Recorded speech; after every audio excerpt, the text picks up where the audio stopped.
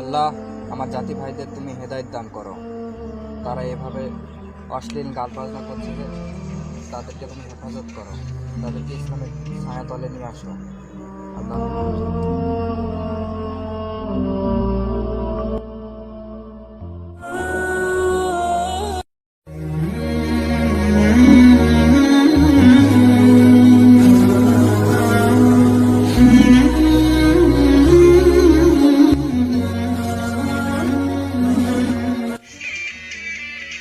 আসসালামু আলাইকুম।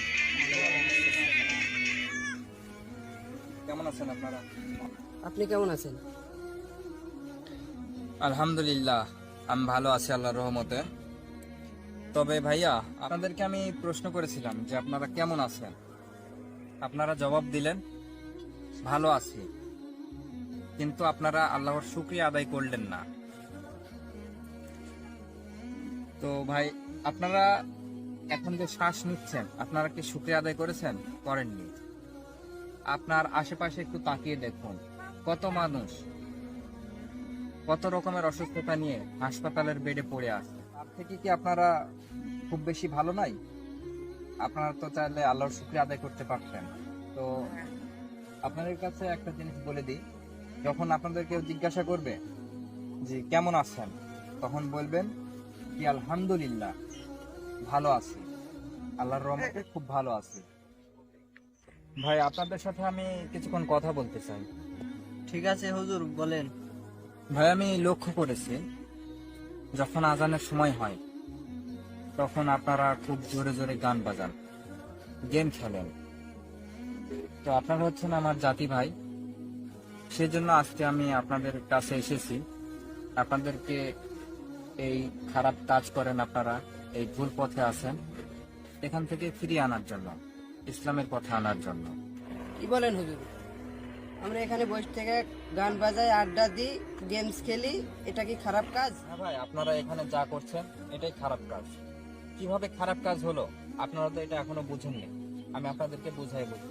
ভাই, আল্লাহ তাআলা পবিত্র কুরআন মাজিদে সূরা লুকমানের আয়াত নম্বর 6 সেখানে পরিষ্কারভাবে বলে দিয়েছেন, মুসলিমদের গান বাজনা করা বিলকুল হারাম।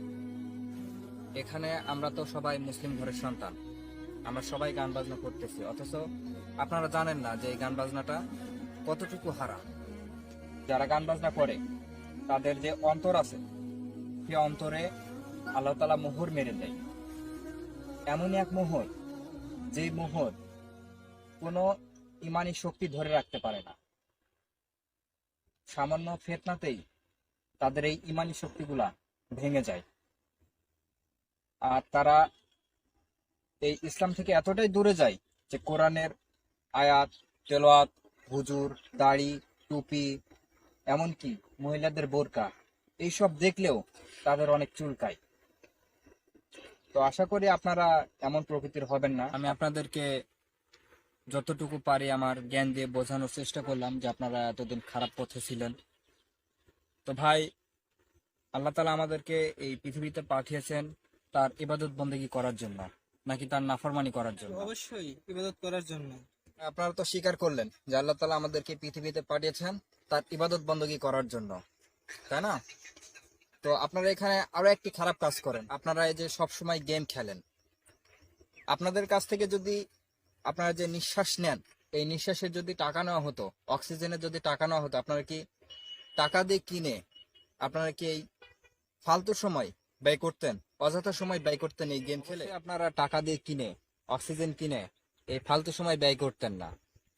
তো আল্লাহ তাআলা আমাদেরকে বিনামূল্যে অক্সিজেন দিয়েছে তার ইবাদত বন্দেগী করার জন্য, তার নাফরমানি করার জন্য নয়। তো আপনারা যে গেম খেলেন না, এই গেম খেলা একদম হারাম। এখানে আপনি আল্লাহ তাআলার তাসবিহ পাঠ করতে পারেন, এখানে আল্লাহ তাআলার যে গুণবাচক নাম আছে সে নামগুলো পড়তে পারেন। আপনারা এখানে আড্ডা দেওয়ার নামে কত খারাপ কাজ করছিলেন, আপনারা এর বিষয়ে জানতেন না। আমি আপনাদেরকে কেবল অবগত করলাম, পাপের সাগরে ডুবে আছেন, আপনাদেরকে আমি এই পাপের বিষয়টা জানালাম। তো ভাই, যখন আজান দিবে তখন আজানের জবাব দিবেন আর মসজিদে এসে 5 ওয়াক্ত নামাজ আদায় করবেন। আজান শুনে গান বন্ধ করার নাম ইসলাম নয়, বুঝেছেন? মানার নাম ইসলাম। আমরা সবাই মুসলিম ঘরের সন্তান, আমরা সবাই 5 ওয়াক্ত নামাজ আদায় করার চেষ্টা করব। সবাই বলি ইনশাআল্লাহ।